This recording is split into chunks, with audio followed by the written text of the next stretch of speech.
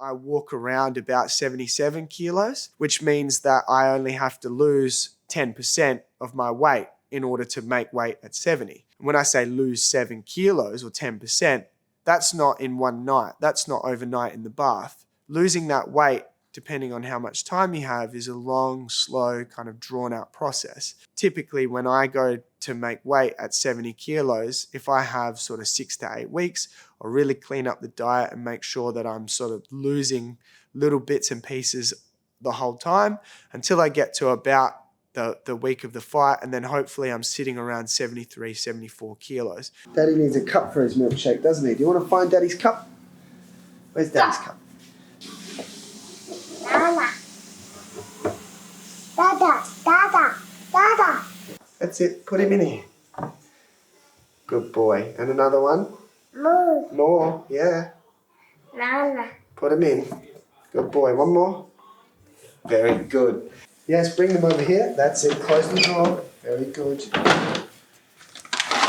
Oh, we might as well use them all, huh? So first thing I put is marine collagen. It's basically excellent for just about everything in your body. It's got heaps of protein and all your essential amino acids.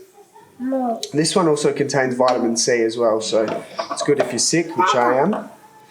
But collagen is in all the fibers in your body, in your fascia, in your muscles, in your ligaments, in your joints, everywhere. Because of like the trauma that you get from the repetitive kind of training and injury, the impact injuries, having a lot of having supplementing collagen in there, I've found helps me kind of recover a bit better than kind of a whey-based protein.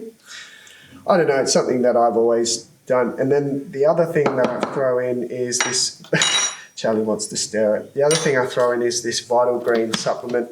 It's just a health supplement with basically all the vitamins and minerals and ingredients that I eat a fairly balanced diet anyway, but it's good just to have that. And I take that during fight week when my diet's severely restricted, just to keep on top of all the vitamins and minerals that I'm getting. But should try and get as much as you can from, yes, buddy, should try and get as much as you can from fresh food and, you know, leafy green vegetables and stuff like that, which I do anyway, but it's just more of a habit now than anything. Let's pop the lid on and give him a blitz, okay? Ready? So the other thing I put in now is Manuka honey. And Manuka honey's got sort of antibacterial and antiviral properties. Very, very good for you. But the problem with Manuka honey, I don't know if you can see that, is it's not runny at all. It's kind of very, very sticky. You can get Manuka honeys that come in like a squeeze bottle, but I've always found them to be less kind of effective. Manuka honey's got its own kind of taste and flavour profile. It's very distinctive if you've ever had it. But it's really good for you to prevent you getting sick. If you are sick, it helps you kind of recover a little bit better. So what I do is, now this is a little bit messy, but I basically have to kind of feed it in a little bit. And then, and the reason I don't do this at the start is because if I do it at the start, it clumps together with all the collagen and the greens powder, and then you just get this like massive honey and green flavored shit. So you kind of, yeah, that's why there's a little process to it.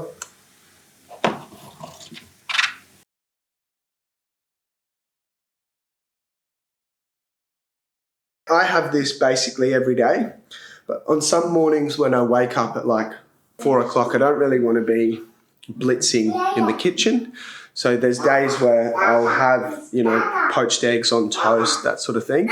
Yeah, if I have more time, I'll make some eggs. I'll cook some eggs for Britt, and this is my routine now. So, yeah, I'm comfortable with this, but I do enjoy poached eggs. I do enjoy scrambled eggs. I don't eat a lot of bread, so we don't have like toast in the house to you know, to actually cook. Okay, Daddy's got to go to the gym. At that point in time, I do the water loading, and, you know, on the Friday of weigh-in or whatever, I'll wake up and I might only have sort of 2 kilos to cut. And that's the acute kind of dehydration that I'm talking about. You really want, when you are cutting weight, you really don't want to be dehydrating any more than sort of 5 to 7% of your body weight. If you start getting up to sort of 10%, which for my example would be if I have to jump in a bath at 77 kilos and get down to 70, that's really, really going to significantly impact my performance and my ability to recover between the time that I weigh in and the time that I fight. This rice was cooked a couple of days ago. We tend to cook rice probably 2 to 3 times a week. So I get a cup of brown rice and about a cup of chicken breast. I like to break it up and just kind of, spread it out. I get my tamari out. Tamari is a soy sauce variant. There's a better brand than this. It's the Kikkoman one, but I couldn't find it in the store, so I just got this one out of this. It looks. That's going to turn out nicely. These next 2 weeks are the kind of really crucial weeks in terms of getting down as low as I possibly can in terms of weight. And then the week after that is fight week. So that's obviously then a massive calorie restriction.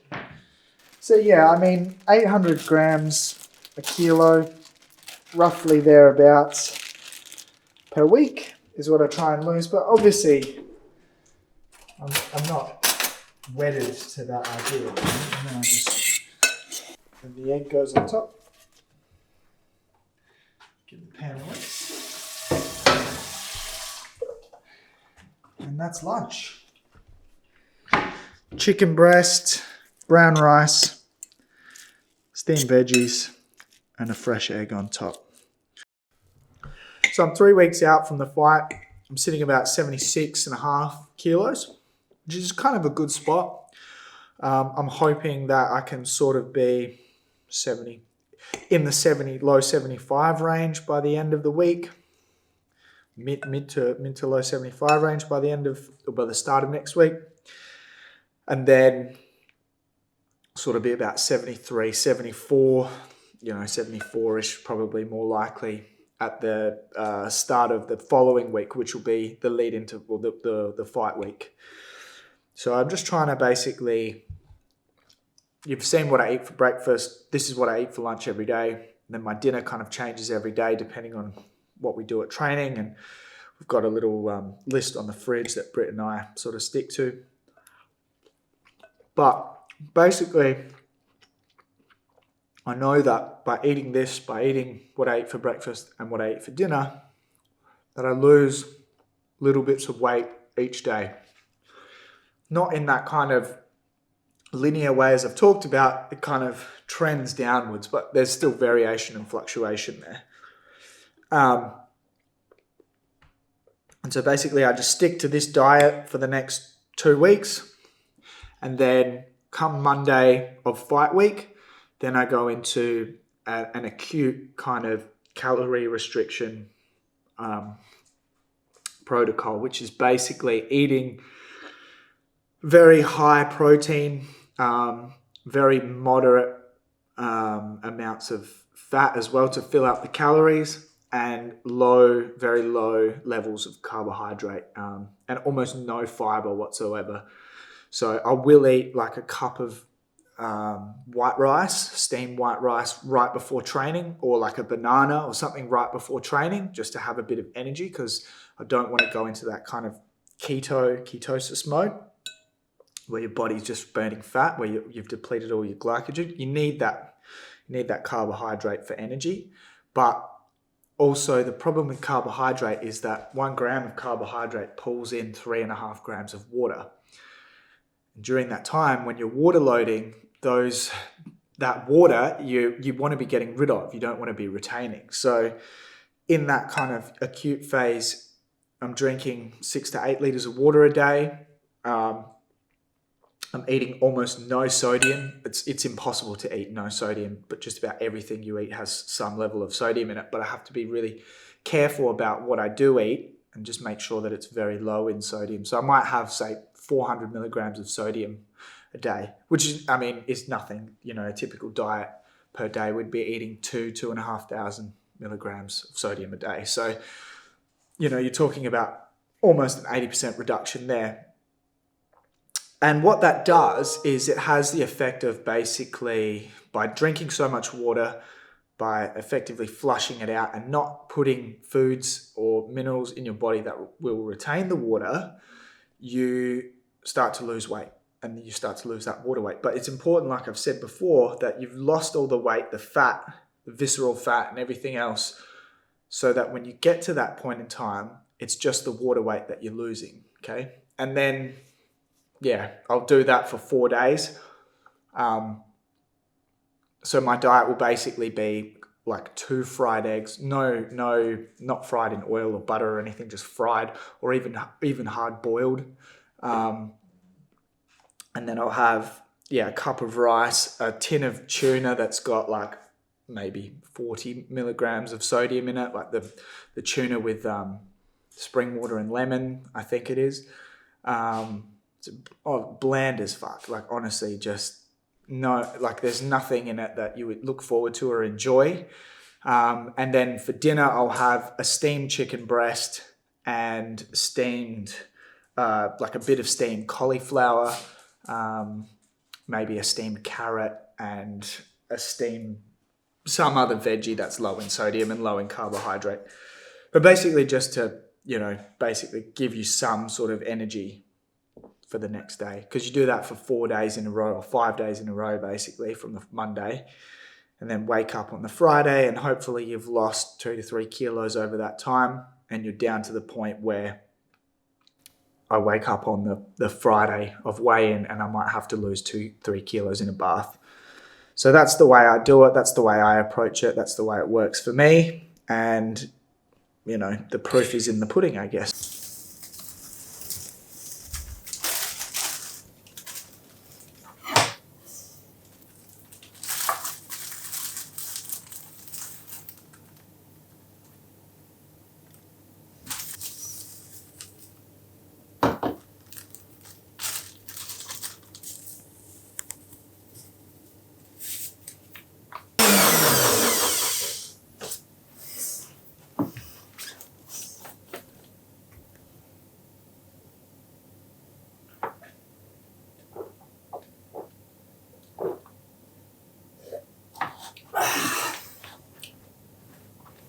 That's the good shit.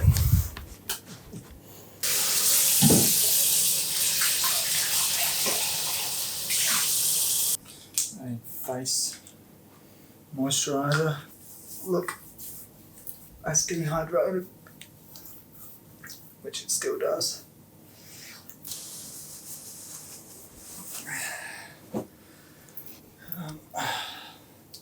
I know that if I can get myself to about 72, 73 and cut from there, that sort of 4-5% is at the kind of upper range of what I, without detrimenting my performance too much. But then there's obviously 24 hours basically between the time you weigh in and the time that you fight. So there's a lot of stuff that goes on between that time where you need to refuel and do all that sort of stuff properly.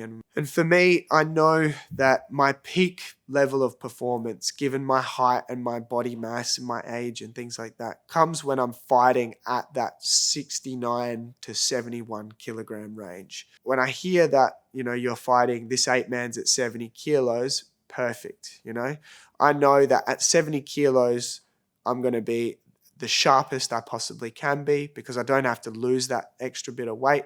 I'm going to be as strong as I possibly can be because I'm not losing too much muscle mass in the bath or in the lead up. And also, I'm at that point where the speed and the power intersects. When I start a fight camp, say 8 weeks out or 7 weeks out, I'll typically be 78, 79 kilos, something like that. Because like I've said, I just come off a fight camp. I've spent time with my family eating good food like pasta and things like that you don't normally get to eat. So I'll go from weighing sort of 79, 78 kilos at that point in time. And then I'll have a week of training and I'll be sort of sitting around 77. And that's when I know like my fight camp really sort of starts. So from that point in time, 77 kilos, I might have, say, 5 or 6 weeks. In order to lose from 77 to 73 in sort of 5 weeks, I need to lose, 800 grams a week sort of thing. And I used to think a lot of it was to do with how often I train and how much cardio I did and how much sweat I was kind of producing or how many calories I'm burning. But really, it's just about making sure it's easier to eat better, drink more water, get more sleep, and train often than it is to kind of eat shit, overdo it, go for an extra long run, potentially, hurt yourself, get injured from overtraining sort of thing. And so for me, it's like this. I eat what I've said I've eaten, and I just watch every day the weight sort of tick off a little bit. But here's the other thing. I've learned over my time not to focus too much on the number that I see on the scales and more what I see in the mirror in terms of my face. I know that's a big indicator for me, how puffy my face is, whether I can see my cheekbones, whether I can see, abs coming through. That's how I look at it. And if I look at the scales and it says a number that looks higher than I feel, then I don't worry about it. But, if it's the reverse, then I do. But the other thing is you can't expect linear progression. You can't expect one day to be 77.7 and then the next day to be 77.5 and then the next day to be 77.3 and then, weight doesn't come off like that. It fluctuates, but you want it to be trending down. And so what I do is I have a journal where I log my weight every day and I have a 7-day rolling average. And I know that if the 7-day rolling average is trending down, perfect, because it takes out a lot of that kind of volatility. It just sort of smooths it. And so there's a psychological mechanism that you can use that takes that kind of frustration, I guess, at not seeing the number that you want to see on the scales. So doing those sorts of things are things that I've learned over the years and practices that I've evolved just because it makes it easier to kind of keep on track. If you're doing everything you possibly can to prevent a kind of lapse in concentration or lapse in judgment. And also the benefit of that is that you can focus on the weight cut, which means you're not focusing on the fight. For me, that's a huge thing. I mean, it's like my fight camp, I structure into these little blocks, and the whole focus of the first of the major part of it is getting to weigh in on weight and healthy and not sick. Weighing in, and then the job's not done. You've got 24 hours till the fight, but then I'll start thinking about other things. Then I'll start thinking about, okay, what am I going to eat for dinner tonight? Where am I going to get some breakfast tomorrow? Do I need to get some waters? Everything other than, okay, I'm going to, go in the ring tomorrow night and potentially have 3 fights and get hurt and do some damage myself. So that's the kind of approach, compartmentalizing everything, just picking your battles, but making sure you control every possible thing that you can control. And things that you can't, let it go. Leave it to the wind.